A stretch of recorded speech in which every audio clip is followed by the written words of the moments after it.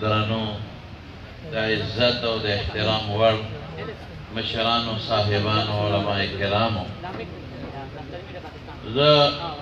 اوږد تقریر نه کوم نه کولی شم او مېلمانه ډېر زیات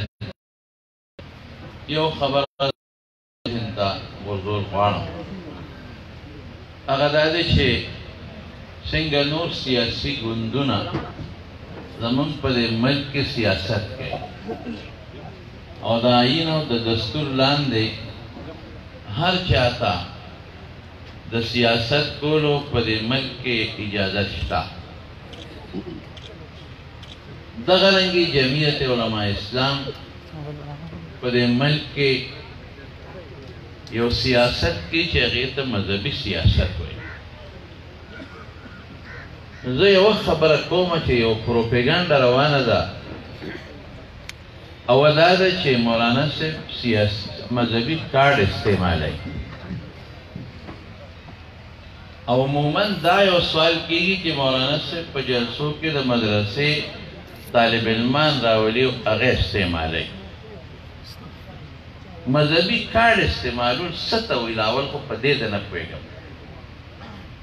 که یو انسان په خپل سیاست کې او په خپل جلسه کې دا ووایي چې د خپل پیغمبر د ناموس تحفظ غواړم او ته وایې چې دا کارډ استعمالول نه دي پکار نو دا پکار څه کوي چې واجب او فرض عین دی که ته دا وایې چې ته ولې د اسلام خبره په جلسه کې کوې ته مذهبي کارډ استعمالوې اسلام زما ناموس دی زما عقیده ده ایمان زما دین دی زما مقصد د دې پارټۍ نه دی چې ته د باطل مقابله مه کوه د حق اواز مه پورته کوه د قرآن و سنت د نظام خبره مه کوه د باطل د خبرې رد مه کوه غلطه وی دا کارډ به لازمن استعمالو زما منکر و دستور دغه دی نه پوهېږم مذهبي کارډ او مذهبي کارډ زه لګیا یم د مذهب حفاظت کوم کارډ به نه دې ته څه وایي زما په دین حمله کېږي زما په اسلام حمله کېږي زما د پیغمبر په ناموس او په جامه حمله کېږي او آئے دن آپ دیکھتے ہیں اپنے صوبے میں اور اپنے ملک میں بعض لوگ آتے ہیں اور نبوت کے دعوے کرتے ہیں تاسو تاسو وینئ په خپلو سترګو باندې او بعض راځي آئے دن قادیانیت کې داخلېږي تاسو په خپله وینئ زه خاموش کېدم زما سیاست خو د لارې لښتي نه دی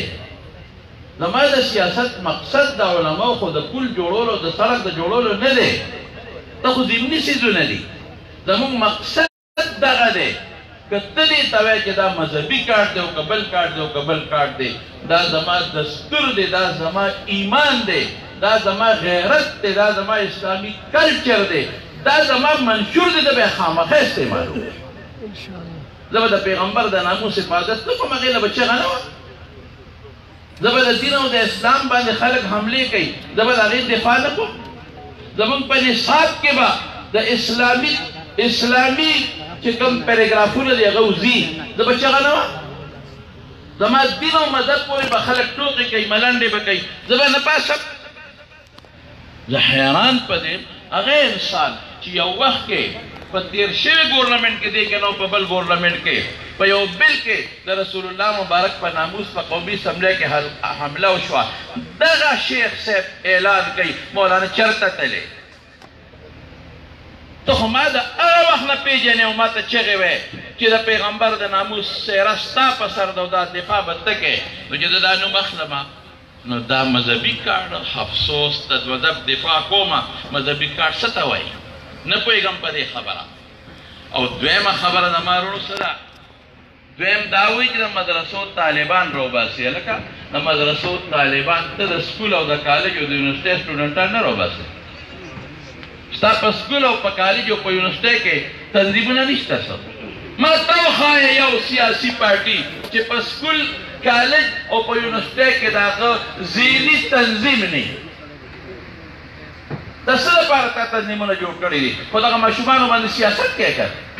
څه دپاره دې په یونیورسټۍ کې تنظیمونه جوړ کړي دي خو د یونیورسټۍ په هلکانو سیاست کوې که نه او ستا کومه جلسه ده چې په هغې کې د یونیورسټۍ دا کوې خپل اسباق هم وایې مونږ نن هم په دا لونومانیه کې خپل سبقونه ووایې او د هغې نه پس مونږ راغلو په جلسه کې مو شرکت وکړ زمانو دا خبره ذهن کې واچوئ چې د مدرسې طالب د دې ملک باشنده دی که نه دی د مدرسې طالب العلم د دې ملک ووټ والا دی که نه دی یو هلک چې ووټ استعمالوي دا د مدرسې طالبان ووټ استعمالوي دوی د دې ملک باشندګان چې د نه ته ټیکس هلې د ده نه ټیکسونه هلې دی د هغه مراعاتو حقدار نه دی چې ته یې والا ورکړې سیاست خو همدغې ته وایي د قوم او د ملت مراعات ګټل د قوم او د ملت په ښه طریقه تربیت کول بوټ د هلک شته د مدرسې د طالب ټیکس دی ته اخلې باشنده د ملک دی او دی به سیاست نه کوي او ته په کالج یونیورسټۍ کې خپل تنظیم جوړوه زه جوړوم نو دا سیاست دی دا ګناه ده په زور خو چې ته جمعیت د څوک ماشومان نه دي ایسته چې ته جلسې له راځه هر سړی د خپلې خوښې خاوند دی که زمیندار دی که وکلا حضرات دي